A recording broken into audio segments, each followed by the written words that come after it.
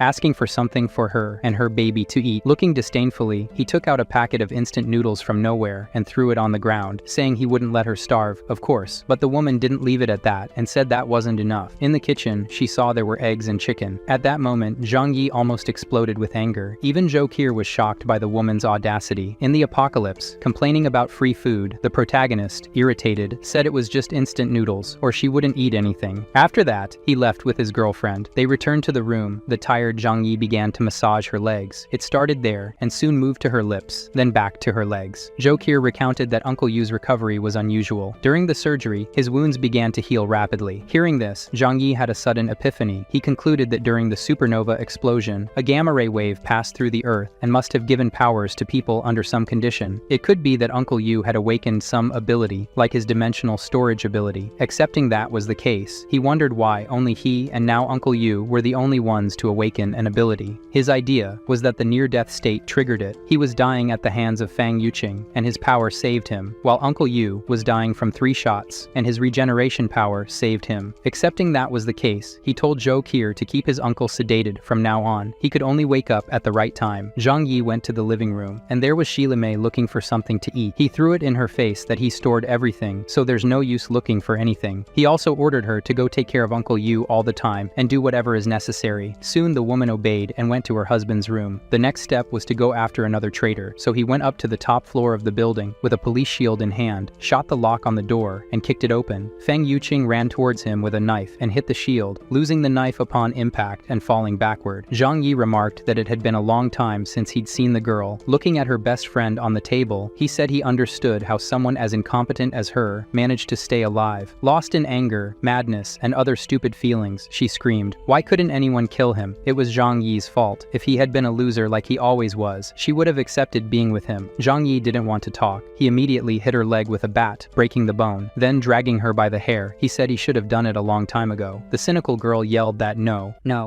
Fang Yuqing regretted it, not her older brother Zhang Yi. The protagonist let her go from the top floor and watched her fall heavily into the snow, contentedly watching the young and innocent Fang Yuqing lying in the snow. The next morning, at his house, Zhang Yi went to check on Uncle Yu in the room. Unexpectedly, his recovery speed was several times faster than that of an ordinary person. In just one day, his bullet wound had healed. Zhang Yi asked Zhou Qi to monitor his condition until he fully recovered to be sure. She then administered a sedative injection to Uncle Yu, as usual. At that moment, Shi Mei approached and asked Zhang Yi to go to her house to get her phone charger and the baby's diapers. He looked at Uncle Yu and remembered that people in a coma are said to hear everything said around them, so he was kind to the woman and said he would do it after he finished something urgent. Leaving the room, Zhang Yi said it was time to eliminate the opportunists. He went outside to set more buildings on fire while saying to himself that this was to eliminate potential threats. Zhu Hao, who had been beaten up before, realizing Zhang Yi was approaching, came forward and said he had valuable information for his older brother. Zhang Yi smiled, thinking he already had practically everything he needed. What else could be important? Big brother Zhang Yi, have you heard of Wang Simon, the richest man in the city? He built an underground shelter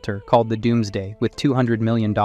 Because Zhang Yi showed interest, Zhu Hao asked to talk in a place where no one could hear. They went to an apartment, and then Zhu Hao spilled the beans. He said that Wang Simon's shelter is in a luxury-gated community. Zhang Yi then asked, so what? What's your reason for telling me this? Zhu Hao replied, the point is, there are infinite food supplies there. He wants to be Zhang Yi's helper to rob Wang Simon's underground shelter. The protagonist found this idea ridiculous. No matter what's inside, invading such a secure place isn't worth the risk for him. However, Zhu Hao argues that Wang Simon already knows about Zhang Yi and even contacted him to steal his snowmobile. This information only made Zhang Yi angry. He asked Zhu Hao how he wanted to die. Frightened, the guy shouted that he wouldn't plot anything against Zhang Yi and actually wanted to help him. To make things even clearer, the protagonist shot Zhu Hao next to his head and asked for a good reason to let him live. The guy said that the mansion has plenty of food and he wants to join Zhang Yi to ensure food for himself too. Furthermore, Zhu Hao was friends with Wang Simon, the spoiled rich kid who had everything one could want and still humiliated Zhu Hao in front of girls. He mainly wants to get revenge on Wang Simon. Zhang Yi is very interested in vengeance, so he gives him a chance. The protagonist asks if he knows about the security of the place, how many enemies there are, and similar things. Tell me now. Fearful, Zhu Hao says he will only give the details if they make a deal first. The protagonist smiles and says he'd prefer to crack his head open. Zhu Hao argues that he knows Zhang Yi has eliminated everyone who's no longer useful to him, so he won't say anything even under threat, since the outcome is the same. After these words, Zhang Yi says Zhu Hao is smart, so he will accept to negotiate. The guy is happy, but Zhang Yi says there are two conditions first. He needs him to help eliminate someone who has been bothering him every day. He takes Zhu Hao to an apartment and tells him there's a secret to share with him. The cunning protagonist takes out a briefcase and leaves the guy scared and confused about what it is, but he admits that joining Zhang Yi will at least ensure his survival, so any risk is worth it. The protagonist takes out a syringe and says he was a professional assassin, and that's how he survived until now. He says it's an assurance. This poison is very common and takes effect in a week. After they take over Wang Simon's shelter, he will give him an antidote. Zhang Yi applies everything and says they will eliminate someone today. Zhu Hao should wait at this person's house right away. When alone, Zhang Yi reveals that it was just saline solution. It was a strategy to reduce the chances of being betrayed. Returning home, he saw Shi Mei with his uncle Yu. He went to the room to tell his uncle that he's happy, he's okay, and from now on, he will take care of the three of them as a family, and they will all live together here. It's a promise. Hearing this, Shi Mei is very happy and says a promise is a promise. She hands over her baby and says she will bring her and the baby's things from home. Shi Mei thinks that with the baby and Uncle Yu here, Zhang Yi wouldn't be able to lock her out and kick her out of here. With her baby and phone in hand, Zhang Yi notifies that she left and Zhu Hao should handle the problem. While the scoundrel plays with the baby, the mother went to open the door of her house, thinking she would never return here. Her surprise was that someone was inside the house. So frightened, the girl couldn't even try to defend herself. She was hit and then received several more attacks. Satisfied, Zhu Hao sent a message saying the trash was taken out. She really won't be going back to her place anymore, nor to Zhang Yi's house. At home, Zhang Yi tells his Uncle Yu that now he and his wife Shi Mei will also live here, and it will be great. However, Uncle Yu, unlike his wife, says that this is too much. He shouldn't bother Zhang Yi that much. The baby starts crying, and not knowing how to fix it, Zhang Yi hands it over to Zhou Qi. You need to change the diapers. Figure it out, woman. Returning to the room, he went to talk to Uncle Yu again. The uncle says that she's taking too long, and he's worried. Zhang Yi tells Zhou Qi that he'll go look for Shi Mei because she's taking too long. Zhang Yi went to his room to gear up, sent a message to his building group asking all neighbors to gather at apartment 1301. He will distribute rewards and food for everyone. He sends a voice message privately to Zhu Hao, telling him not to come if he wants to stay alive. After a while, everyone was happy. All the other buildings were eliminated, and now they can follow Zhang Yi and secure their food. Outside the apartment,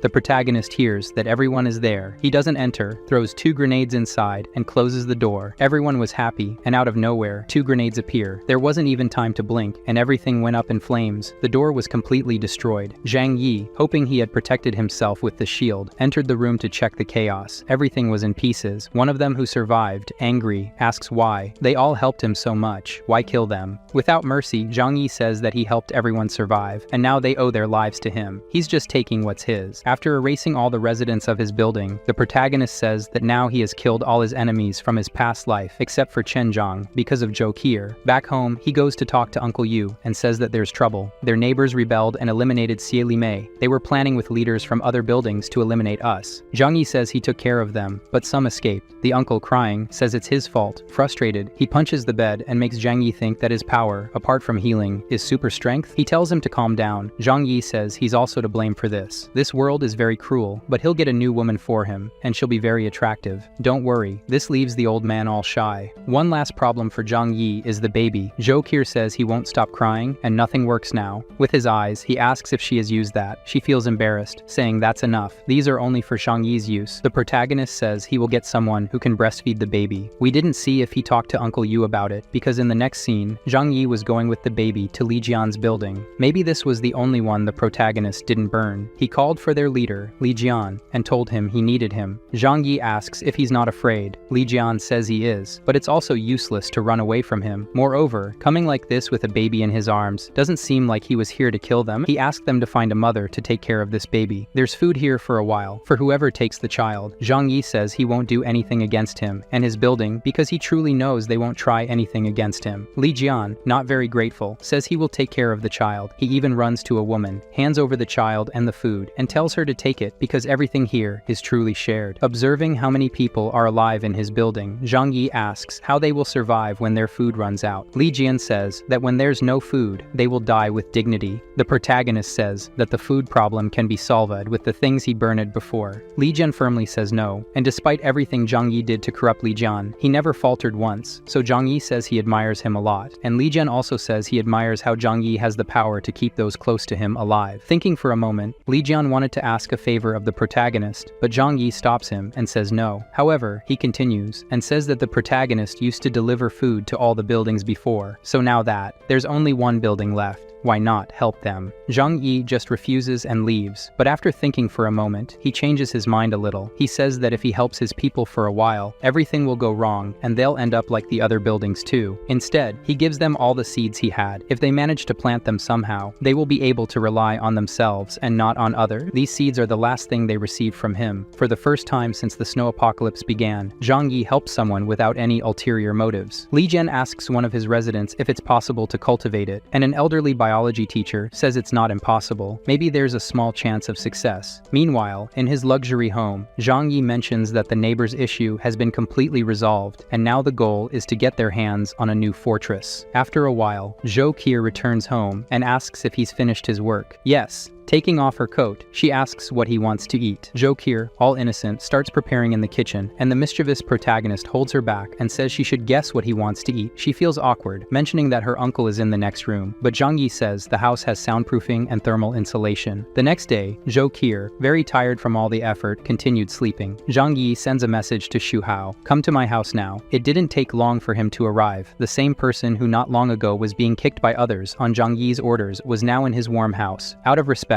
he sits on the floor and not on the sofa, waiting for the boss. Zhang Yi wants to know about the dealings with Wang Ximeng. Before Xu Hao can speak, the protagonist tells him to shut up and give him his phone. Xu Hao freezes in fear. Why on earth does he want to see his phone? Zhang Yi insists, saying to hurry. He's going to read his conversations with Wang Ximeng. Hu Hao says it's better not to. Suspiciously, Zhang Yi grabs him by the collar, asking if he's hiding something. After some threats, the guy hands over his phone to the protagonist. Xu Hao says he cursed Zhang Yi a lot in there, but that's part of the act, so don't take it to heart. He sees that Xu Hao has passed all his information to Wang Ximeng, and they discuss joining forces and taking things from Zhang Yi, but Xu Hao swears that all of this is part of gaining the rich guy's trust. Thinking more deeply about it, Zhang Yi realizes that Wang Ximeng knows about his weapons, his snowmobile, and bunker in the apartment. He decides to use this to his advantage. The protagonist tells Xu Hao to tell everything he knows to Wang Ximen's house. If he misses a detail, he dies. After telling everything about his underground bunker, made with rocket materials, materials, with a system of sleep-inducing gases and flamethrowers at the entrance. Basically, the place is an impenetrable hell. The only way in is if those inside let you, so Zhang Yi's focus turns to figuring out how to neutralize the gas and flamethrower system. The plan Xu Hao proposes is for him to pretend to capture Zhang Yi and make Wang Simon let him in. This plan doesn't smell too good to the protagonist, but it seems to be the only choice. About this, he has an idea. If he can use his dimensional space ability in other ways. Zhang Yi, acting all weird, thinks about the possibilities. Then he tells Xu Hao to leave, get out of here, and in 2 or 3 days, I'll call you. But master, what about the antidote? I'll die without it, Xu Hao says. Zhang Yi says it's no problem because it takes 7 days for the poison to take effect. He has time. Zhang Yi slams the door in Xu Hao's face. Now he has to figure out what else he can cheat in reality with this power. So he sits back down, thinks about it a lot. Suddenly, he makes a fire inside the house and starts trying to absorb the fire with his ability. If it's like the food that's preserved, it'll be incredible. He absorbs all the fire and doesn't get burned in the process. Then he manages to shoot out the same fire, like a cannon. The guy is so overpowering, and it makes him very happy. If this worked, what else could be possible? Thinking about this, he wonders if he could suck someone into the dimensional theft hole. With that in mind, Zhang Yi managed to get one of the residents of Li Jian's building as a guinea pig. He threw a wooden stick in front of the guy and said if he can hit it, he'll get a bread as a reward. Of course, the man was suspicious as to why the almighty Zhang Yi would ask someone to beat him with a stick. Is this guy a masochist? Motivated by the prospect of food, the man jumped in to hit the stick with all his might. As Zhang Yi thought, he managed to suck the guy into the dimensional storage space, and it happened very slowly. After entering up to the last leg, Zhang Yi checked inside the space he controlled. The man was in there, frozen like everything else in there, unable to move and didn't seem to be alive. Checking his body, he realized there was no pulse or breathing. Thinking about it, it makes sense that food doesn't spoil and stays the same as when it entered. Everything in here is frozen in time. Taking the guy out, and to Zhang Yi's surprise, he was alive. He kicked the wood to the side and went to ask the guy how he felt seconds ago. Terrified, he replied that he thought he was dead. He was in a white world with supplies all around. This information blows Zhang Yi's mind, but of course, he tells the man that it was some delusion of his. But in the head of our crazy protagonist, he just discovered that time passes differently inside his dimension and that living beings don't die immediately there, but if they stay too long inside, they can have a mental breakdown and die from it. What wasn't clear to me is if he meant that besides the psychological being affected, living things cannot be sucked as easily as lifeless things. Because he removes some pieces of the man for the simple purpose of testing this, he sends the fingers easily and it works. They can stay in the other dimension. Tell me, you smarter ones, how do you think Zhang Yi's power works in the comments? After destroying the guy, he gives him something to treat his fingers. See how nice he is. After thinking for a while, the man is all happy down there, fingerless, insane, but at least eating well. The conclusions were that he can throw objects out of the space. Now people can't be sucked or thrown out. I, with my few neurons, think this guy only entered the dimension because he jumped towards the portal. Now things like fire, he can suck in and project out in whichever direction he wants. With this information, he already knows he can defeat Wang Simon. He goes to his great guinea pig friend and thanks him for the help. The poor guy didn't complain about anything and thanks for being able to exchange 2 fingers for food and says he has 8 more. Zhang Yi suddenly lands a blow to his jugular and the man falls backward without understanding what happened. Evil Zhang Yi says that he's no longer useful and since he's already had his reward meal, it's time to leave. Strangely, the miserable man, with his vision darkening, is happy to finally be able to escape from this cruel world. Back home, Zhang Yi says he'll find more people from Lin Jian's building to practice real combat simulation for another 3 days. So, 3 days of wickedness later, Zhang Yi called Xu Hao for a chat. But first, Xu Hao was begging for the antidote. His poison was taking effect faster. He could feel it. Zhang Yi notices that Xu Hao is eating well now, but the poor guy's appearance is worsening, all due to a fake injection. That's the power of psychology. The protagonist then says he'll give a temporary antidote that relieves symptoms for some time. Hurry up, please. I can't take it anymore. I'm dying. He applies it and says it'll only last until the operation to invade Wang Simon's underground bunker. After applying it, Xu Hao thanks the master and says the plan can start. He calls Wang Simon to set up a meeting. Something tells me Zhang Yi will do something. Later he packed his things and told Zhou Kier he's going on a mission. What's strange to her is that all the neighborhood's problems have been solved. So why? At the right time, he says he'll tell his girlfriend. For now, she should stay in the building. He left food for almost a month for her and Uncle Yu.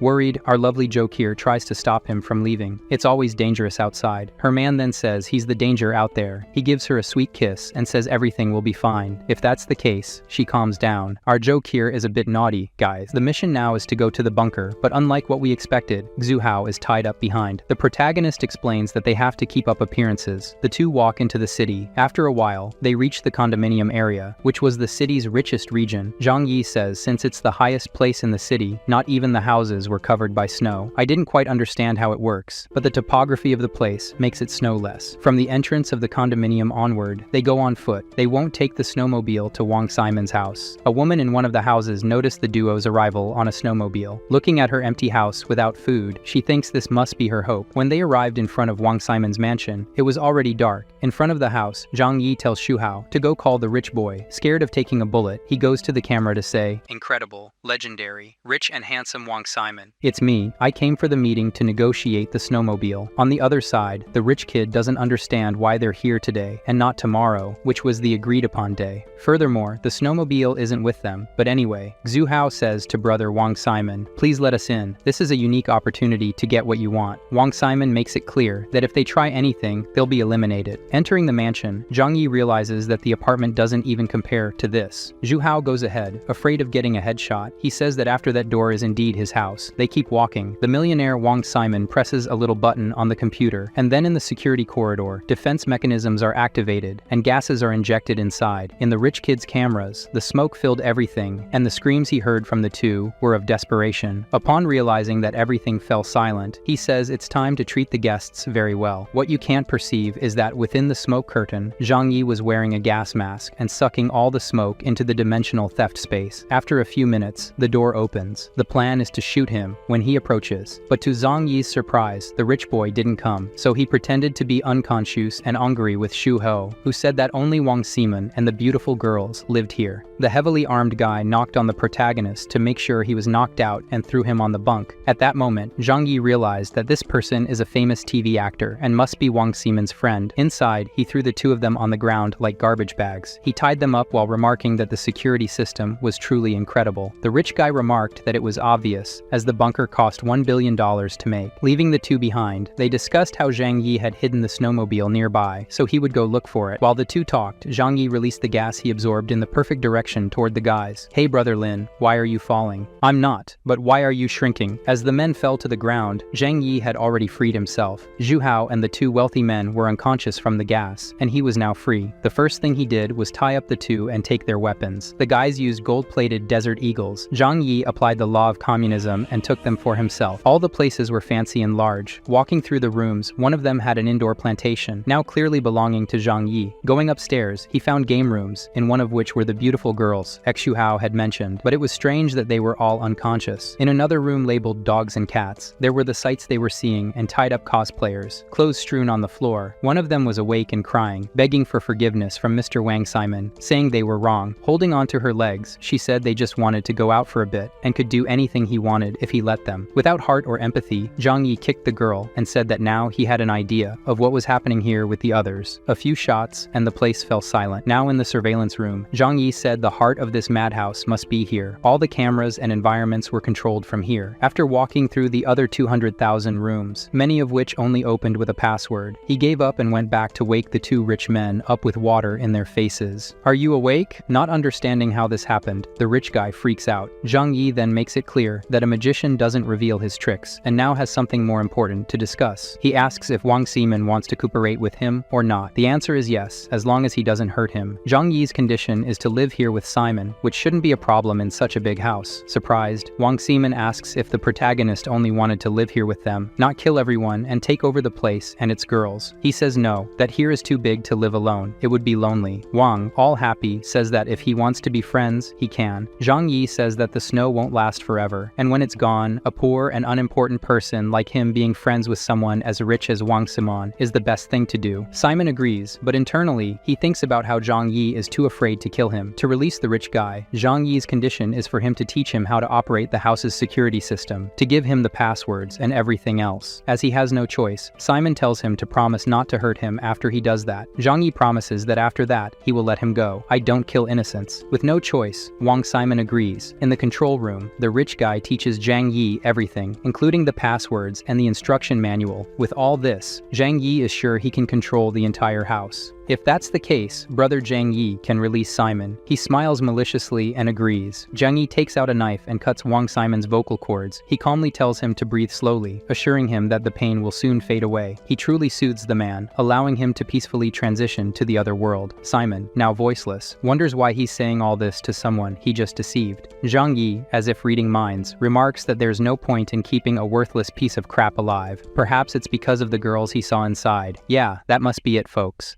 After disposing of the two, Zhang Yi cleans up the mess that leaked out from Wang Simon and his friend. His dilemma is what to do with Xu Hao, who helped a lot, and everything went smoothly because of him. While contemplating, young Xu Hao opens his eyes and catches sight of the scene the protagonist wanted to hide, him cleaning up the aftermath. However, upon being released, Xu Hao is simply happy, so that miserable Wang Simon went to hell, well-deserved for all he did. Zhang Yi points to a backpack full of food, saying it's his reward for a job well done. Upon hearing the word food, the man rushes over to see and starts eating right there. The issue is that Zhang Yi mentions the house's power won't last long with the generators here, and the food is running out, so that's all the reward he can offer for taking over the bunker. Xu Hao, upon hearing this, refuses to accept and questions if he heard correctly. The protagonist confirms it, explaining that Wang Simon lived here with many other people, and they consumed everything in the house, probably because of all the women. I think it's true. However, Xu Hao doesn't believe it, accusing Zhang Yi of hiding the good stuff from him and not sharing properly. Angry at the situation, he kicks the food backpack and says he won't accept it. He provided the information about this place and took risks for such a meager reward. Xu Hao claims Zhang Yi is lying. He advances towards the protagonist with hatred, saying that if that's the case, it's better for Zhang Yi to kill him, or Xu Hao will spill everything about Zhang Yi to the others, the supplies and powers he possesses. If not Xu Hao himself, someone stronger will come to defeat him. In anger, Zhang Yi shoots Xu Hao in the chest. He falls to the ground, unable to react because he's stupid. Zhang Yi simply says that anger doesn't make you stronger, only weaker. If you don't have power, you shouldn't confront those who are stronger. Taking back the backpack, Zhang Yi says he was going to let young Xu Hao live, and even gave him the food there, so why did he seek his own death? Later, the protagonist ponders things in the living room, 1,000 thoughts running through the scoundrel's mind. If Jokir were here with him, it would be great. But what about Uncle Yu? Maybe he'll let Uncle stay in the apartment, and he'll move here with Jokir. Now walking through the bar, he says there's only one thing missing. He promised to find a delicious girl for Uncle Yu. How is he going to do that? He can't know that now. He decides to have a drink and see if the TV works. Incredibly, there's cable TV with channels from all over the world. Investigating how this is possible, he finds a network room. The mansion has its own internet server, so he can communicate with the internet via Elon Musk's satellite. Zhang Yi can have information from all over the world with this connection. Searching the computers, he finds many things. The main information is about reports from other countries regarding individuals who gained special abilities. While some control fire, others turn green. However, most became deformed or gained useless characteristics. Anyway, Zhang Yi's conclusion is that if there are people with powers out there, it's another reason for him to stay here in this protected bunker. His main goal now is to immediately go get his woman and move her to this place. As he's about to start his snowmobile, a sweet voice calls out to him. His natural reaction is to pull out his gun and aim. The person in question is the redhead he saw earlier when Zhang Yi arrived. The woman says she has a favor to ask. Immediately, the protagonist recognizes her. Is she Yang Mi, the hottest girl in China in recent years? Every man in the country wants her. It's truly amazing, guys. The girl says she hasn't eaten properly for days and asks if she can go with him. He responds that life is indeed difficult nowadays, even for the rich. But if she wants to go with him, she must give a good reason. The girl asserts that if she receives food, she's willing to accept any condition he wants, making it clear with a mouth gesture indicating it's really anything. At that moment, Zhang Yi blushes, then starts drooling. The scoundrel's heart is hooked. He regains his composure and tells her to come with him. The two head to the bunker, and at the door, she asks if this isn't Wang Simon's mansion. Zhang Yi says no, this place belongs to him now. Inside, it's warm, so she takes off her coat. She thanks him for letting her in and asks about his relationship with Wang Simon. Without answering, Zhang Yi asks about her relationship with Wang Simon. Do the rich know all the other rich people around? She explains that since their families are very wealthy, they bump into each other at all the fancy places and events. That's all. If that's the case, Zhang Yi says she shouldn't worry about Wang Simon. He's moved out. They have tea to warm their bodies, and then she asks if she can take a shower before they talk more. By all means, she undresses and goes to the shower. Guys, control yourselves. Inside, she thinks the guy is quite charming. If it's to ensure her survival, she can make sacrifices. The girl's plan is to ask to stay with him for a while, just until the extreme cold is over. Imagining what she'll have to give in return, she blushes and tries to convince herself that it's for her own good. It's just a favor exchange. She needs someone to protect her. Coming out of the bathroom, she puts on a towel and goes to him in the living room. The girl asks, straight away, "Can I live live here with you. It's hard for a weak woman to survive alone in such a harsh world. She uses her strongest weapon and says that if it's only for a short time, then nobody will know about their relationship. Zhang Yi takes her hand and goes to get more wine for them. He asks if she really thinks the ice will melt and the world will return to normal. She says it has to. If that's the case, he says, it's okay, but the woman has some conditions. Zhang Yi can't spread the news that she was with him after the global freeze ends, as she's famous and her career would be jeopardized. He agrees. Now Zhang Yi's first rule is for her to obey all his orders. To start, the first order is to burn calories with very pleasurable couple exercises. They must spend a lot of energy together. After many deep movements, Zhang Yi shows her his power by producing a new outfit for her to wear. The girl is surprised and asks if he's a powerful magician. If so, she wants to discuss more things with him right away. She's still in a towel to not lose her natural power, so Zhang Yi, to demonstrate his power better, conjures up a complete meal table with pizza and roast chicken. If she's obedient, the beautiful girl can have this level of comfort. All she needs to do is obey his desires. The woman drools over the food. Zhang Yi tells her to be smart, just accept it already. She's thinking why, as a famous actress, she can't be discovered sleeping with just anyone. She's still worried about her reputation and says she has more conditions. Their agreement is only valid until the freezing in the world ends. Everything they do here is a secret. Gazing at the beauty in front of him, Zhang Yi says she's beautiful. The girl's second condition, which she says with embarrassment and fidgeting, is that she can't be forced to do very perverted things. He has to accept that, and then they can have a colorful friendship. Zhang Yi comes close and says she came to him for help, so she can't ask for too much. Plus, if it's enjoyable for him, it will be for her too. He opens the gates for the girl while she's still hesitant, but in the end, she accepts everything.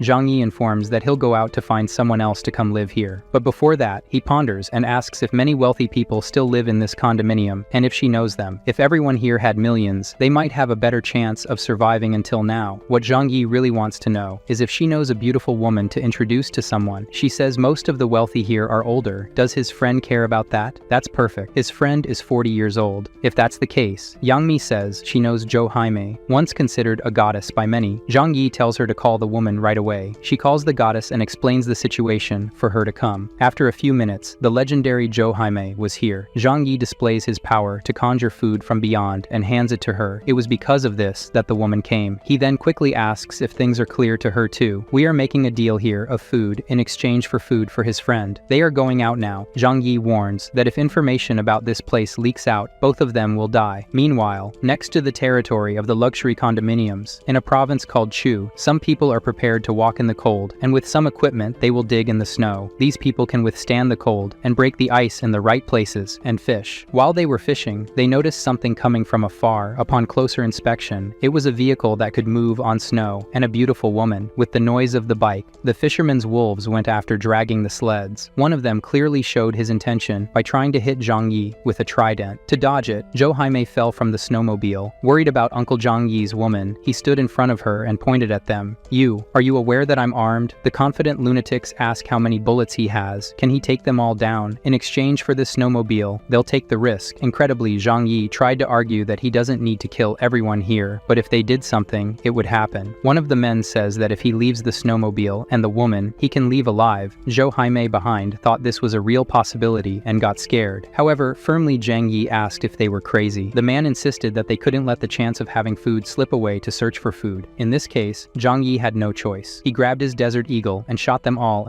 The idiot was the first to take a shot to the forehead, with the noise attracting the dogs, so Zhang Yi, using his storage skill, sucked the wolves into the dimensional space. Girl Zhou Haimei climbed back onto the snowmobile, and they continued to flee. People returned, but all they found were their brothers' bodies in the snow. They also noticed that the dogs were gone. The men looked around and couldn't see where the dogs were. This outsider killed their people and stole their dogs. This couldn't end like this. They would have to seek revenge. Carrying the bodies, they returned to their village. In their village there's a castle, and inside there's an otaku hugging a dakimakura pillow. Are you guys like that too? There's no point in lying, I know. The villagers defeated by Zhang Yi returned and went to talk to the otaku in his room. They were disgusted with everything here, asking if he wouldn't prefer a real woman who isn't 2D. The boy is lost in this world, so they need to pull his blanket to wake him up. The situation is so serious that he doesn't even realize there are people in his room watching him date. Wait outside, I'm dating. Sometime later, he left his wife and went to talk to the men. They They tell him about a man who has a snowmobile and a beautiful 3D woman. They need that snowmobile and also need to avenge their brother's deaths. The reason they came to the chubby guy is that this outsider may have powers just like the otaku. They want him to help capture Zhang Yi and get the snowmobile for them. The otaku, who seems very important, says that God gave him this power, so he must have sent this person with powers to make him even stronger. Chun will accept the challenge and hunt down this person. The elders affirm that their tribe cannot be intimidated, and what the otaku is doing is noble. They rely on young Chun. Sometime later, Zhang Yi and Zhou Haimei arrive at the building where their safe house is located. The woman seems sad about the situation. The reason for her sadness is that, in the current situation, she has no other choice. To survive, she must accept being someone else's woman, whom she doesn't even know. When they arrive, Zhou Kier will receive her unfaithful boyfriend. He has been working for so many days away, so he must be tired. Upon realizing the presence of another maiden, Zhou Kier, embarrassed, says she didn't know Zhang Yi liked older women. The protagonist tells the guest to sit down, and leaving the room, he tells Zhou Kier that this person is not for him. She came to meet Uncle Yu, but Zhang Yi asserts that there's nothing wrong with older women. Leaving that aside, how is Uncle Yu? He healed in a week. A normal person would take 3 months to heal. The old man is as good as new. The protagonist's orders were for Zhou Kier always to apply sedatives to restrain his uncle, but now it's time for him to leave the cage. Zhang Yi's concern is that there are others out there with powers. Building a good relationship and keeping his Uncle Yu in good condition are his interests. Together, they are stronger. Inside the room, Uncle Yu was doing very well. He said he was very happy and grateful for everything his nephew did for him. Besides saving his life, he now looks handsome. Uncle Yu feels much stronger now. To demonstrate this, he puts his hand on the bed to try to break it. However, Zhang Yi, impressed, tells him to calm down. Uncle Yu shouldn't think he's a monster. In fact, he has just awakened. He gives an example that before he was a tadpole, but now he's a frog. To help, Zhang Yi reveals his power as well, making it clear to Uncle Yu how he always had so much food. Because of his excitement, Uncle slapped the bed and broke it, causing it to fall to the ground. Zhang Yi asks if he's okay. He says yes. He just needs to get used to his strength. The protagonist asks his uncle if he wanted a wife. He has something for him. Zhang Yi takes him to the living room and shows him his gift. Immediately, he recognizes, "Could you be Zhou Haimei?" She says yes and asks if he's Uncle Yu. Look at how excited the old man gets. Zhang Yi says that this house will be theirs and they can get to know each other and live here together. Zhang Yi will move elsewhere with Zhou Kier. They prepare to leave. Zhang Yi tells Uncle Yu that this snowmobile will be his gift to use it and get food now. His uncle is very honest, saying that this is too much. The snowmobile is important to Zhang Yi. However, the protagonist shows his new ride, a snow-going car. Now it's no secret to anyone that he has powers, and everyone is shocked by this. The two of them go by car to their new home. Along the way, Zhou Kier asks if their new home is beautiful. He replies yes, it's very spacious and comfortable, nothing like their apartment. Along the way, Zhang Yi warns that there is another person at home. He's warning her in advance to be prepared. Zhou Kier sulks because it's obvious it must be another woman. In this way, Zhang Yi reassures his wife, saying that it's just someone who will help with housework every day. Initially, she asks if it's only for this reason, and he says yes, she is the only one in his heart. After that, Zhou Kier calms down and becomes happy. Zhang Yi is relieved because he doesn't need a disobedient woman. On the way, they face a heavy snowstorm until something stronger than the snow hits the car, a tornado. Realizing this, the tornado was pushing the car, so Zhang Yi uses his ability and sucks the entire snow tornado into another dimension. However, right after that, another different tornado threatens them. At this moment, Zhang Yi realizes that there must be another person with abilities like his uncle, so he turns around and flees. More snow tornadoes come their way, and just like before, he absorbs them with his storage power. The culprit behind this was the otaku. These attacks are very exhausting, so now he's at his limit. The others with him ask if he's okay. He says yes, but he needs to rest a bit. Now that they've confirmed the enemy's powers, they are worried. Zhang Yi stops the car and takes a rifle from his storage. He deduces that his opponent must tire out a lot with their attacks, so he must retaliate while they recover. Zhang Yi gets out of his car and shoots at the snowbank. One of them is hit in the leg and shouts for help. Only 2 remain. The otaku still wonders how he can see them hidden, so Zhang Yi shoots several more times. Chun attacks with tornadoes, but his attacks are easily nullified. Despite giving his all, he is completely neutralized. How can he be so powerful? With this, Zhang Yi says they must have realized the difference in power. They are not reacting anymore. However, continuing this fight here could be dangerous for Zhou Kier. Zhang Yi shouts that if they have the courage, they should come after him, but now the fight will be on his turf. Zhang Yi returns to the car, and she calms down very quickly and asks if he has killed them all. He says no, so you'll come back for revenge later. She asks this because she already knows her boyfriend and knows he's like that. They continue on their way, leaving the defeated ones behind, but at least everyone is alive. In the bunker, his red-haired girl was lying down until now, waiting for him to return. This happened, and as soon as the protagonist protagonist arrived, he went to inform Yang Mi that she should come and meet his new friend. She asks if the friend is engaged to him or something. It's something like that. Zhang Yi hands her new clothes to wear and come downstairs now, and let's face it, she looks very good in that outfit. Determined to claim territory, Yang Mi dresses up and puts on makeup to meet her rival. As she descends the stairs, Zhang Yi is excited about it. Following behind is the beautiful redhead. When the two girls see each other, they are startled, and Zhou Qi approaches Yang Mi with fists clenched, hinting at a possible fight. Zhang Yi intervenes and asks if they already know each other. Zhou Qi confirms that she's her cousin. Surprised, Zhang Yi stands between them and asks if it's all getting a bit too serious. Yang Mi asks him not to let her cousin know about their relationship, but Zhang Yi questions if there is indeed a relationship. The shy girl wonders if their agreement isn't just a temporary arrangement. They are cousins, and their families are famous in the medical field. Zhou Qi doesn't like her cousin because, according to her, Yang Mi embarrasses the family name. People in their social circles mock them because Yang Mi chose to work in the entertainment industry. Zhou Qi complains that the worst part is her cousin's poor acting skills. Zhang Yi asks why that's a problem. It's because Yang Mi uses her looks to promote herself, and that vulgarity makes others mock their family. Zhang Yi intervenes again, stating that it's all in the past, and there's no longer such a social circle. From now on, they will have to live together peacefully. He decides to show them around the new house and their responsibilities there. When they see the cultivation room, they get excited about taking care of the plants, as these gardens are their responsibility. Yang Mi thanks the protagonist for keeping her secret. She suggests they can maintain their relationship, but keep it a secret. Zhang Yi nods in agreement, respecting her opinion. However, he wonders how he'll manage their three-way relationship now. To express her gratitude, Yang Mi offers to cook for them and heads to the kitchen. Later, while searching for ingredients, she finds there's nothing in the pantry. As she searches, Zhang Yi sneakily approaches her and whispers in her ear, making her blush as she wonders what he's up to. What are you doing, and what if your fiancé finds out? He ignores her concerns and retrieves ingredients from his dimensional storage, telling her this is how they'll eat from now on. Even though she's aware of his powers, she's impressed, as are we by other things. He pats her bottom playfully and eagerly anticipates the meal. After a while, the food is ready and they can start eating. Apprehensive about whether they'll like it, Zhou Qi tastes it first and remarks that it's too salty. Embarrassed, Yang Mi admits she couldn't concentrate with everything going on. Sensing the tension between the cousins, Zhang Yi decides to take advantage. He starts being affectionate with Zhou Qi, feeding her, and she responds by being cute and happy, showing off to her cousin. Even though she pretends not to care, she keeps up the display throughout dinner. Later, as they lie in bed, Zhou Qi asks which of them is better. Zhang Yi pets her head and says, "Of course you, it's her." Zhou Qi is his personal doctor, so she's more important. Not to mention, she's the most beautiful. Zhang Yi kisses her forehead and hugs her as they drift off to sleep. In this cute moment, the protagonist reflects that love is nonsense. Everything is about interests. In the following days, Zhang Yi practices his archery skills daily. At one point, he receives a call on his cell phone. Without caring who it might be, he declines the call and blocks the number. Nothing outside this place matters to him. However, mysteriously, the blocked number calls again, making him furious. How is this possible? He hangs up and blocks it again, but the number calls once more. Now he's driven crazy by it, and then the phone answers the call on its own. The person on the line asks why he won't answer their calls. Zhang Yi listens and learns that the person knows his personal information, including his date of birth, ID number, and everything that should be kept secret. Finally, the caller mentions his mansion. The caller says it's simple. This hacker wants Zhang Yi to provide food, clothing, and drinks in exchange for not spreading his information. The protagonist questions if he really thinks this information is important. However, the chubby man on the other end of the line claims to have evidence that Zhang Yi stole from the Walmart warehouse. If he spreads this, the right and powerful people from the entire city will come after him because they know he must have a lot of food. The chubby guy reveals his identity and where he used to work before the disaster. Even Zhang Yi is aware of the company this hacker works for, so if he knows all this, he might have taken control of the security systems of this mansion. Zhang Yi tries to convince the man that he doesn't have that much food, but it doesn't work. Despite Zhang Yi being furious at being blackmailed in this way, he listens to the man's demands. This mansion relies on security cameras, alarms, digital locks, and other things. The man threatens that if he disables these, at any moment he could be attacked in his bunker. The chubby guy says he must deliver everything requested to his address at Villa 302. If Zhang Yi tries anything, he will know, and he will fulfill the threat of leaking all his secrets. After hanging up the phone, he gets so angry that he goes to the living room to get some water and calm down next to his wife. Zhou Qi asks, "What's going on? Why is he so nervous?" Zhang Yi tells her everything. His location has been discovered, and how the hacker threatened to leak his information. Now they are vulnerable. His girlfriend mentions that gossip about famous people is common and often lacks credibility, but when it's about such specific information regarding someone who isn't famous, this hacker poses a danger to them. Zhang Yi says he wanted to kill him right away, but perhaps their data will still be leaked even after defeating this guy. She tries to think of a solution. Jokir mentions that in the past, technology companies would go as far as to hire people to eliminate hackers to prevent their data from being leaked, but these people always left a way for the information to leak in case something happened to them. With this, Zhang Yi is sure this person must also have such a precaution, so just killing him won't be enough. For sure, their evidence will leak out. Jokir then says they've thought enough for today. It's best to relax a bit. However, he insists that this problem cannot be put off. Yang Mi passes through the room, heading towards the cultivation room. As she is famous, the protagonist explains the problem to her and asks for her opinion. Yang Mi says this is exactly like people spreading rumors about famous people on the internet. Then suddenly Zhang Yi has an idea. If he does something so that when the information leaks, it will be treated as just a rumor. The two confusedly ask what he intends to do. He says he'll prepare first and then explain. Going to his control room, the hacker calls him, asking if he has separated the supplies. Zhang Yi angrily says that if it weren't for the information he has, he would kill him right now. On the other end of the phone, the hacker starts laughing. If anything happens to me, your information will automatically be sent to everyone's phone in the city within 24 hours. You'd better think carefully about the consequences. At that moment, Zhang Yi is certain that he has 24 hours to act, so he says the man is tough and he will cooperate with him, and then he hangs up the phone. The protagonist's plan is to spread rumors about the Walmart theft through all media channels. By spreading rumors, he will bury the truth in a sea of lies, so no one in the city will believe it. After spreading false information, Zhang Yi stretches, grabs his backpack, and says it's time to take out the trash once again. He puts the backpack in the designated location and moves away to a considerable distance. He hides behind a tree with his rifle, aiming where his target will soon be. He sends a message to the hacker saying he has already delivered what he promised and left. However, even after a while, there is no response, and no one comes out to pick up his backpack. After waiting for a long time and seeing no sign of the person leaving to pick up the backpack, he thinks about calling the hacker or sending a message asking if he has already picked up the supplies. However, he changes his mind. If he asks if he has picked up the supplies, it may raise more suspicion. So more time passes, perhaps hours, and finally the door opens and someone tries to pick up the backpack. Zhang Yi has never pulled a trigger with such determination in his life as he does now. In an instant, a laser pierces the man's head. He rushes to the scene, and to ensure his enemy is neutralized, he shoots him a few more times. Then he enters the house to search for things and notices a notebook. His idea was to destroy it right away, but surely it must contain important information that he can access later, so he decides to store everything in his storage space. Now, everything is done, and he leaves. Zhang Yi returns home relieved, stretching in his comfortable house. This time Jokir made the food. As he is served by the two girls, he asks if they received messages on their phones. They say yes, and show some messages about a Walmart warehouse theft. He tells them that's what he did. He spread dozens of messages with false information, and when the true information leaks, it will be lost amidst a bunch of lies. In the control room, he programmed these messages to be sent daily for a while. Impressed by this, Yang Mi says he's amazing. She recalls that it was common among stars who were exposed due to some scandal to be forgotten if another famous person was exposed for something later. He did something similar to that. The girl thinks that besides being handsome, he's very intelligent. Jokir asks, what if there's still a risk of people coming after them here? Isn't it still dangerous? Zhang Yi is silent for a while, and then Jokir says she doesn't doubt his methods, but in Tianhui City, there are several people who deal with technology like the hacker, and others could also hack into the security system of their house. Zhang Yi agrees and says that indeed, unless the world returns to the Stone Age, they run this risk. The two girls, upon hearing that they are constantly at risk, even behind this security system, become scared, but Zhang Yi says they can solve this in another way. However, just thinking that he might be attacked unprepared leaves a bitter taste in his mouth, so he says this safe haven will become even safer. Zhang Yi tells the girls that he is confident and can keep this place safe, but they can't just sit around. For some reason, the redhead becomes shy thinking about something. Zhang Yi, unsure if she's that mischievous, gives her a smack on the head and says they'll set traps to reinforce security, not rely on technology. Zhang Yi explains that this bunker was prepared for large-scale threats like bombs and airstrikes. However, there isn't much security against attacks by people as he would like, so they will prepare defenses against people trying to invade the place. The two beauties, excited, say they will do anything he asks. Zhang Yi takes out from his storage space a pile of nails and wood. With this, they will make traps. They'll nail nails into wood and bury them in the snow. He also explains how other traps will work. While they manufacture them, he thinks that after realizing there are traps, they might start using equipment to dig up all the traps. It was thinking about this that he had another idea. They started placing some traps, and Zhang Yi buried some explosives. If you try to dig this up, you'll be eliminated. He also hides grenades with tied lines, and people passing by dragging things to unearth the traps will be blown up too. Finally, after much effort, they made good protection in the areas around their mansion. Returning home, Yang Mi asks when invaders are coming, so she can see the traps in action? Zhang Yi asks. If she's crazy, it's better that they never need to use them. Sitting on his couch, he says that most people with common sense won't try to attack a fortress at a time when everyone wants to keep intruders away. Only then does she understand. It's better to have these traps as a precaution only. Before she realizes it, Zhang Yi is already making another security mechanism, even though they have digital locks. He prefers to have mechanical locks as well, so he can lock the door and no one can open it from the outside. Quickly, the front door now has 3 times more security. Yang Mi begins to be sure that joining this guy was the best thing she did. Surely she will have a much safer life than anywhere else, and also very pleasurable.